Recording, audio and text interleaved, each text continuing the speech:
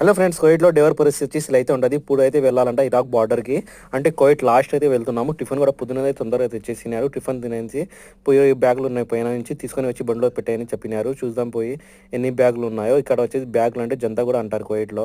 వీడియోని కలెక్ట్ చేసి ఛానల్కి సబ్స్క్రైబ్ చేసుకుని ఫ్రెండ్స్. నా తమ్ముడు తీసుకుని వెళ్తున్నారు సెన్సార్లోకి. ఎంత సెన్సార్ అంటే లిఫ్ట్. ఇప్పుడు తీసుకుని పోయి బండిలో పెట్టేసినాము. 2 బ్యాగులు తీసుకొచ్చినారు వాళ్ళు, కానీ తీసుకుని వెళ్ళేది మొత్తం 4 బ్యాగులు తీసుకొని వెళ్తున్నారు. మొత్తం ఇంకా ఫుల్ అయితే ఉంది. చాలా బరువుగా కూడా ఉన్నాయి బ్యాగులు ఇవి మొత్తము.